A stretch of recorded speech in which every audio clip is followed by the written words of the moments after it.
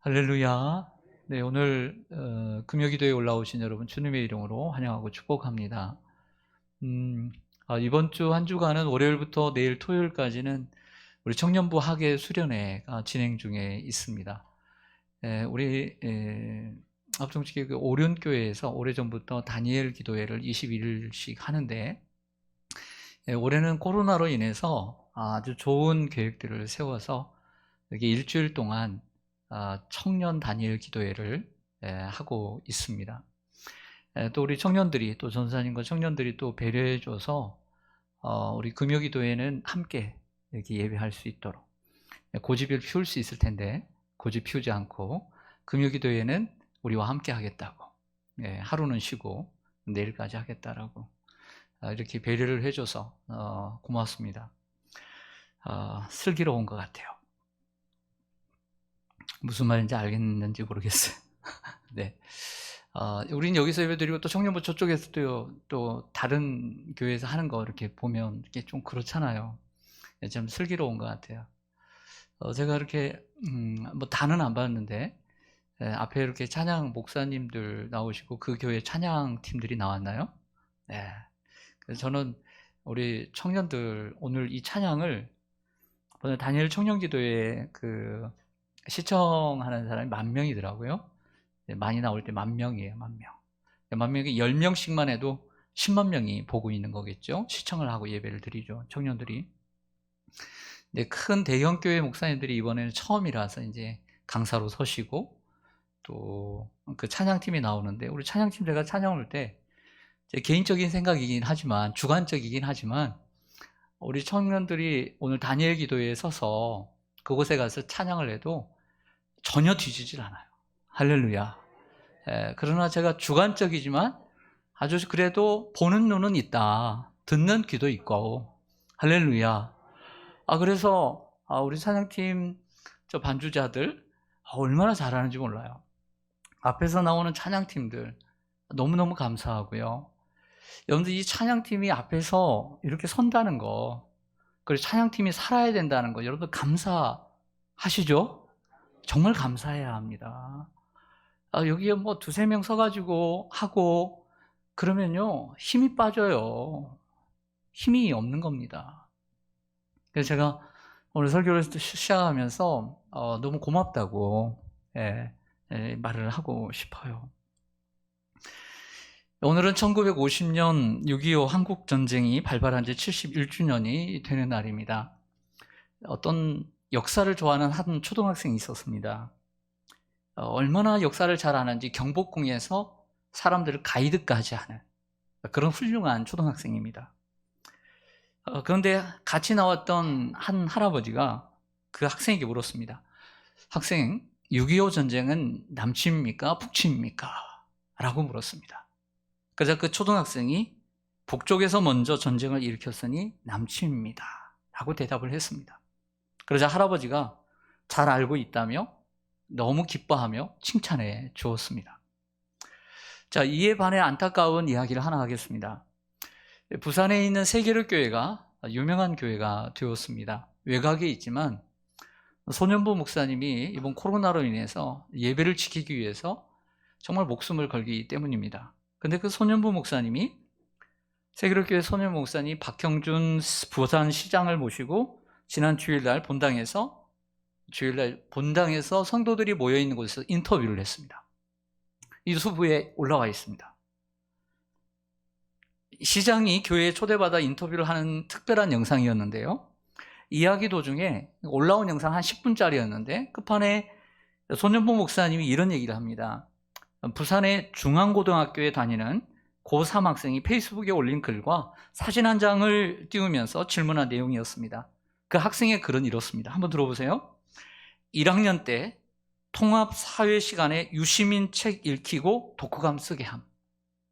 두 번째, 세계 시민 동아리에서 82년생 김지영 보러 감. 세 번째, 3학년인 지금은 정치와 법 시간에 선생님이 좌파 옹호하고 주한미군 철수해야 한다고 발언함. 네 번째, 동아시아사 시간에 중국의 코로나 대처법 배워야 한다고 하면서 10명 이하로 나오는 중국의 방역 배워야 한다고 함. 5번째, 지금은 논술 시간에 김어준의 뉴스공장 시청 중임. 그래서 그 시청하는 사진을 찍어서 함께 올렸어요. 이거 어떻게 해결할 방법 없나요? 고등학생인데 수업이 너무 편향적이고 힘듭니다. 기자님들이나 교육청에 신고하려 해도 고3이라 대학가에서 힘듭니다. 널리 글 좀 보내주세요. 거기엔 질문을 부산시장이 답하는 내용이었습니다. 여러분, 우리의 자녀들이 어떠한 사상과 어떠한 역사의식을 가지고 있는 선생님들에게 배우는지 알고 계십니까?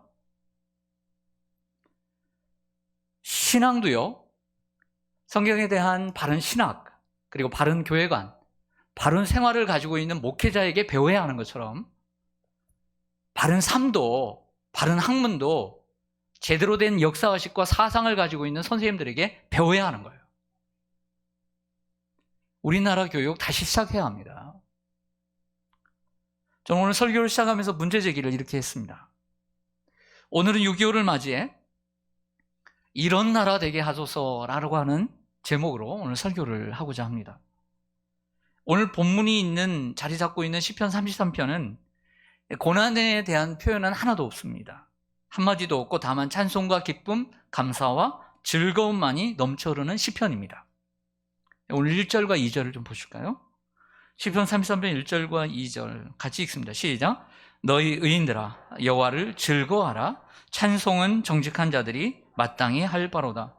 수금으로 여호와께 감사하고 열줄 비파로 찬송할지어다. 아멘. 즐거워하라 그랬습니다. 찬송은 또 감사하고 찬송할지어다. 시인은 무엇을 찬송할까요? 하나님의 역사하심을 찬송하고 있습니다. 이 시인은 무엇을 감사하고 있을까요? 인간을 위해서, 우리 인간 세상을 위해서 행하신 하나님의 고마운 일들을 감사하고 있습니다. 그러면서 이 시인이 오늘 노래하는, 또 제시하는 하나님은 창조의 하나님이심을 보여줍니다. 6절과 7절로 가볼게요. 창조의 하나님을 먼저 보여주고 있다는 거예요. 6절과 7절을 보면 여호와의 말씀으로 하늘이 지음이 되었으며 그 만상을 그의 입 기운으로 이루었도다. 입술로, 말씀으로 지으셨죠. 그가 바닷물을 모아 무더기같이 쌓으시며 깊은 물을 곳간에 두시도다. 아멘. 여러분 저를 보시죠. 학교에서 공부를 할 때 이제 중학교 정도 되면 사회나 도덕을 배우게 되고 또 과학을 배우게 됩니다. 거기에 맨 처음에 나오는 것이 무엇인지 압니까? 인류의 시작을 얘기합니다. 교과서의 시작이 인류의 시작이에요. 제가 배웠을 때는. 여러분, 참된 교육의 시작도 인류의 시작으로부터 배우는 거예요. 참된 교육은 창조주 하나님을 배움으로부터 시작되는 거예요.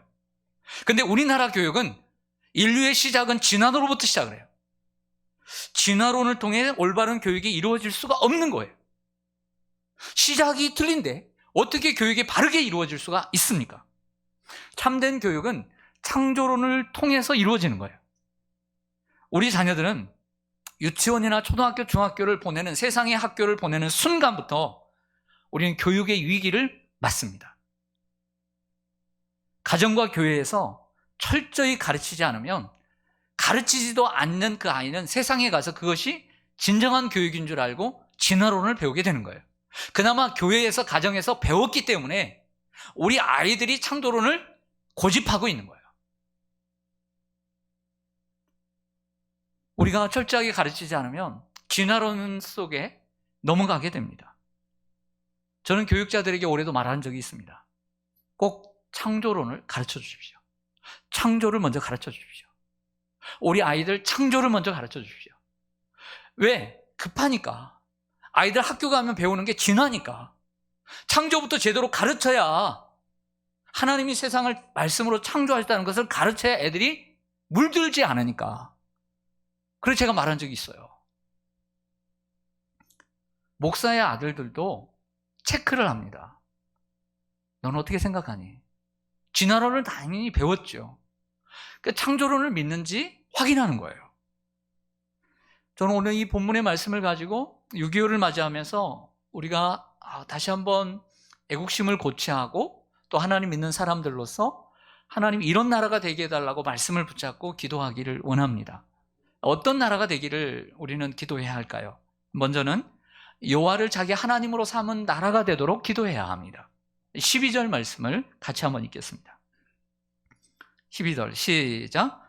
여호와를 자기 하나님으로 삼은 나라 곧 하나님의 기업으로 선택된 백성은 복이 있도다. 아멘. 시편 기자는 여호와를 자기의 하나님으로 삼은 나라라고 얘기합니다. 그리고 또한 다시 한번 설명하기를 하나님의 기업으로 선택된 백성들이라고 얘기하죠. 그리고 그들이 뭐가 있다? 한 글자, 복이 있다. 이렇게 말을 하는 거죠. 하나님의 선택된 백성은 원래 유태인이들이죠. 하지만 그들이 불순종함으로 하나님의 선택이 이방인대로 가게 되었던, 우리도 이방인입니다. 여호와를 자기 하나님으로 삼은 나라라고 하는 것은 쉽게 얘기해서 이런 얘기입니다.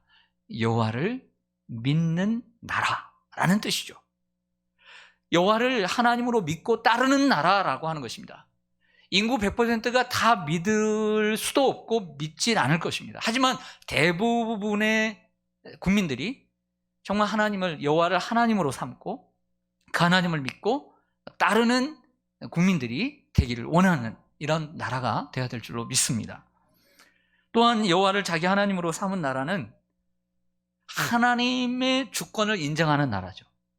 역사의 주관자가 하나님이시라는 걸, 우리 민족의 주인이 하나님이라는 걸, 우리의 인간의 흥망성쇠뿐만 아니라 우리 대한민국의 역사의 흥망성쇠도 하나님의 손아귀에 있다는 것을 믿고 의지하는 나라가 하나님의 주권을 인정하는 나라인 줄로 믿습니다. 우리의 가정으로 눈을 돌려보겠습니다. 여러분의 가정을 생각하세요. 몇 식구가 살겠죠? 자, 여러분의 가정의 주인은 누구입니까? 여러분의 가정의 주인은 누구입니까? 아빠예요? 엄마예요? 그럴 수 있겠죠. 또 아빠가 가부장적이면 그렇게 느껴질 수도 있겠죠.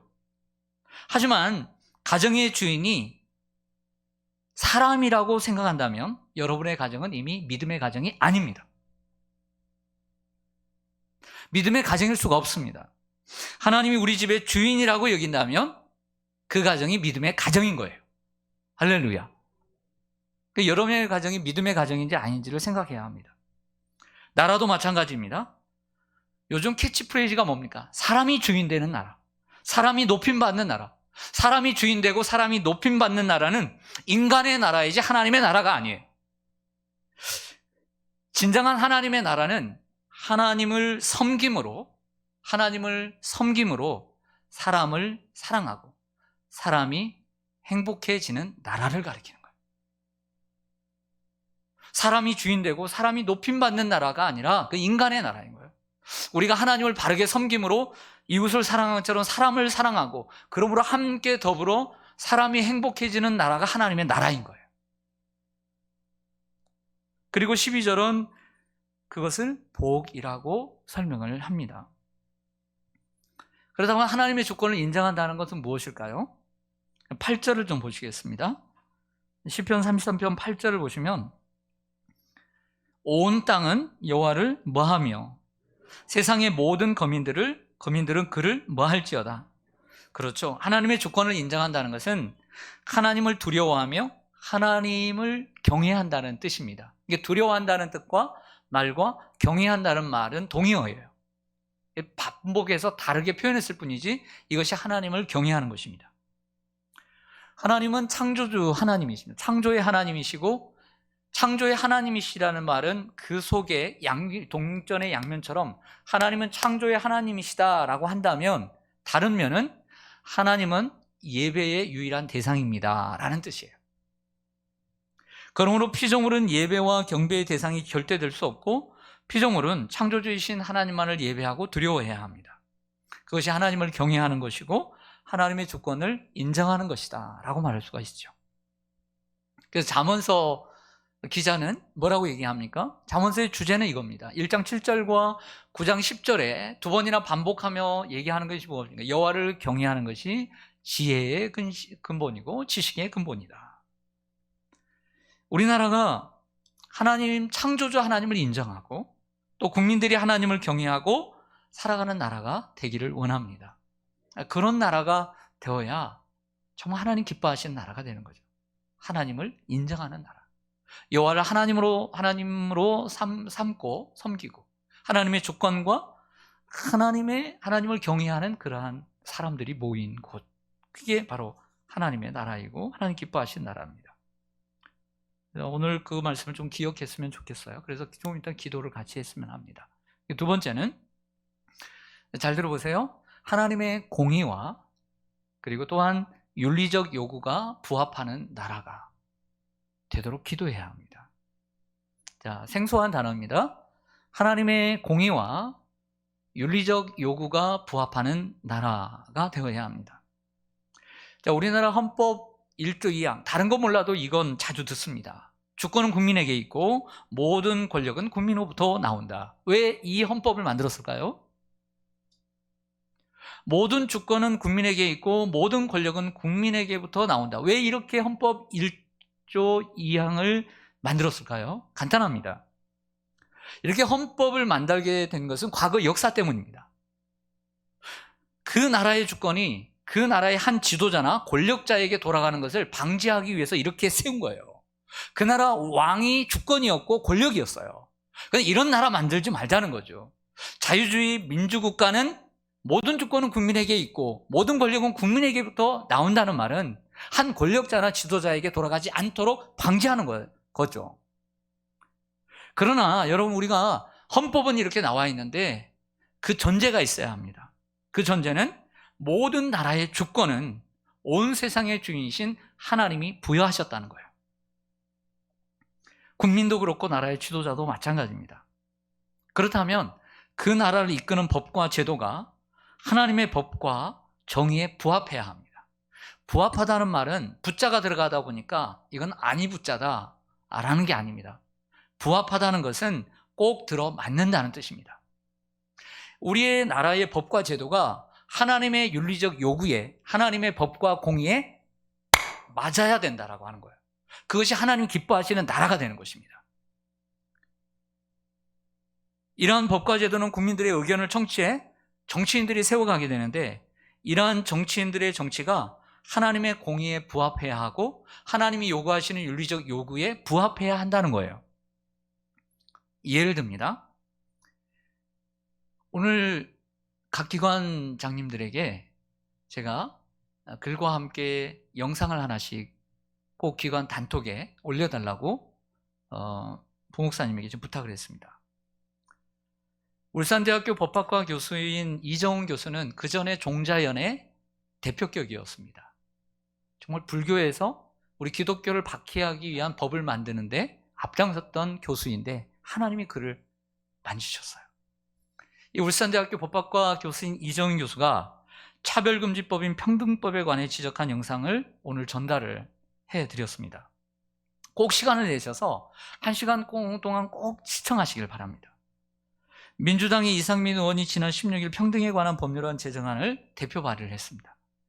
자, 평등법에는 여권 의원 24명이 공동 발의자로 이름을 올렸고 또 정의당에서도 또 별도로 발의를 했습니다. 자, 이 법은 우리가 일명 동성애법으로 알고 있는데, 동성애뿐만이 아니라 모든 영역에 걸쳐 포괄적으로 차별을 금지한다는 내용이 담겨져 있습니다. 사람들이 얘기합니다. 차별금지법 하니까 차별을 금지한다. 얼마나 좋은 법이냐. 이런 법을 정말 진작 했어야 된다. 이렇게 오해를 합니다. 그러나 이것은 역차별을 할 수 있고 헌법이 말하는 종교, 사상, 양심, 학문을 침해하는 악법입니다. 자, 이 법이 통과되고 법에 접촉이 되면 당장 구속은 되지 않습니다. 예를 들어서 제가 오늘 설교단장에서 그런 말을 했거나 어떤 분이 동성애자가 저에게 결혼식을 주례를 했는데 제가 거부를 했다. 그분들이 고소를 하면 제가 구속되진 않아요. 하지만 그 법에 저촉되기 때문에 제가 벌금을 물어야 합니다. 몇백만 원 벌금을 물어요. 그러면 제가 벌금을 물게 되고 그렇게 되면 법에 치게 되면 제가 위축이 되겠어요, 안 되겠어요? 네? 위축이 되죠? 자, 그러면 이런 교회뿐만 아니라 학교도 마찬가지, 또 직장에서도 마찬가지입니다. 표현의 제한을 받게 되고 위축을 받게 됩니다. 미국의 경우 차별금지법을 제정한 26개의 주 가운데 21개의 주가 종교 면제 조항을 규정하고 있습니다. 그러니까 종교에 관해서는 이러한 부분들을 면제시켜주자 하고 21개 주는 뺀 거예요. 넣은 거죠. 종교 이 면제 조항을. 근데 이상민 의원이 작년 12월에 6개월 전에 이 종교 면제 조항, 종교기관 예외 조항을 넣었다가 또 반대쪽, 이 좌파에 의해서 반대하는 이들의 소리가 크니까 그 소리를 듣고 다시 이번에 그것을 빼버렸어요. 그리고 발의를 했습니다.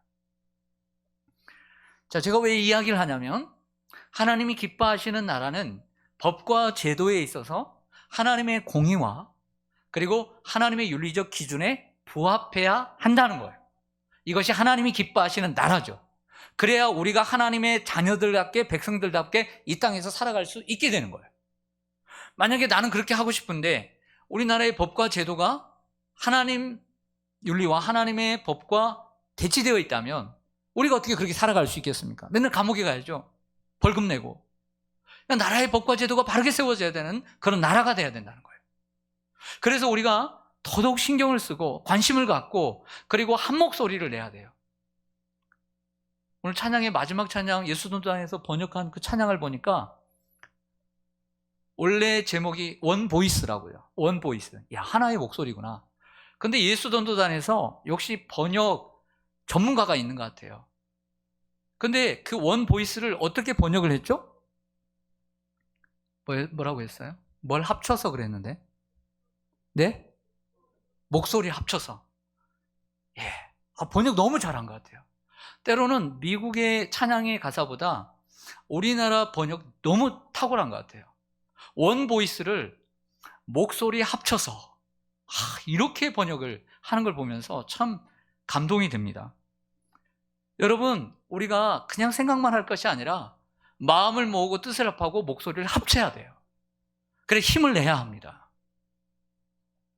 세우더라도, 평등법을 세우더라도 역차별을 당하지 않도록, 우리가 표현의 자유나 이것을 제한받지 않도록 상세한 내용들을 만들어서 우리의 목소리를 내어서 만들어 가야 되는 거예요. 근데 무작정 그들이 원하는 대로 받아들이면 안 되는 거예요. 지금 여당이 180석이나 됩니다. 정의당까지 합치면 얼마나 됩니까? 이러한 때에 이거 통과시키면 안 되는 거예요. 위기 때는 우리가 함께 힘을 모아야 되는 겁니다. 우리나라가 어떤 나라가 되어야 되겠습니까? 한 가지 더 기도의 제목을 드리겠습니다. 하나님을 의지하는 나라가 되어야 합니다. 오늘 13절과 14절을 좀 보시죠. 10편 33편 13절 14절 보면 여호와께서 하늘에서 뭐하사 굽어보사 모든 인생을 살피시는 분이세요. 곧 그가 거하시는 곳에서 저 하늘 저 끝에서도요 세상의 모든 거민들을 굽어 살피시는 능력이 하나님인 줄 믿습니다. 18절 20절로 가보겠습니다.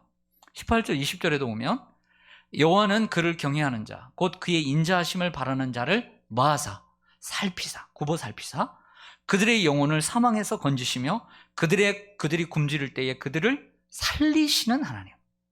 우리 영혼이 여호와를 바라며 그는 우리의 무엇이다? 도움과 방패시로다. 할렐루야. 이 말은 무슨 뜻입니까? 하나님을 의지하라는 거예요. 하나님은 저 높은 우주에 계셔도 이 땅의 모든 거민들을 살피시는 하나님. 와, 얼마나 능력이 많으시며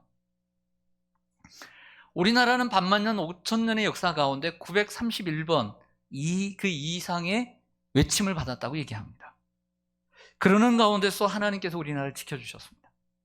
36년의 일제치하에서 구원해 주시고 6.25 전쟁 속에서도 우리나라를 지켜주셔서 자유민주, 분단된 조국이지만 자유민주 국가를 만들어 주셨습니다. 시편 121편 1절과 2절에 보면 유명한 말씀이 있습니다. 내가 산을 향하여 눈을 들리라. 나의 도움이 어디서 올까? 나의 도움이 천지를 지으신 여호와에게서로다. 여기에 산들이라는 말은 제가 여러 해 전에도 설교한 것처럼 복수로 되어 있습니다. 내가 산들을 향하여 눈을 들리라. 나의 도움이 어디서 올까? 오늘 이 시인은 예루살렘에서 예루살렘을 두르고 있는 산들을 바라보며 이 시를 쓰고 있습니다. 예루살렘은 해발 700m인가 높은 고지대에 있습니다. 그리고 북쪽을 빼놓고는 삼면이 모두 큰 산들로 둘러싸여 있습니다. 난공불락의 성입니다. 그래서 그들은 하나님보다도 눈에 보이는 저 산들이 우리를 지켜줄 거라고 믿는 사람들이 생겨나기 시작했던 것이죠. 그러나 이 시인은 우리가 쌓아놓은 저 높은 산들이 우리를 지켜주는 것이 아니라 저 산들과 하늘과 땅을 지으신 하나님이 우리의 도움이 되신다라고 말을 하고 있는 거죠. 여러분, 우리가 무엇할 때 하나님을 덜 의지하죠? 건강할 때 하나님을 덜 의지하죠. 언제 하나님을 덜 의지하죠? 성공할 때 덜 의지하죠. 언제 덜 의지하죠? 이게 좀 많을 때 의지하죠. 두둑할 때 의지하죠. 미래에 대한 보장이 되어 있고 삶의 편리가 보장되어 있을 때 하나님을 덜 의지할 수 있습니다. 다는 아닙니다만 인간의 본성이 그렇다는 거예요. 그러므로 우리는 더 깨어 있어야 합니다. 저 산들이 나를 지켜주는 것이 아니라 그 하나님께서 우리를 지켜주시고 아무것도 아닌 정말 하나님이 한번 부르버리면 끝나는 인생인데 그 하나님께 도움을 구하며 살아야 될 줄로 믿습니다. 우리나라가 하나님을 의지하고 하나님을 도움으로 삼는 그런 나라가 되기를 원합니다. 사랑하는 성도 여러분, 여호와를 자기 하나님으로 삼은 나라, 하나님의 공의와 그리고 윤리적 요구가 부합하는 나라, 그리고 하나님을 의지하는 그런 나라가 되도록 오늘 기도의 제목을 같이 붙잡고 오늘 6.25 71주년 맞이하면서 함께 나라를 위해서 기도하는 우리가 되기를 간절히 소망합니다. 아멘. 네, 기도하겠습니다.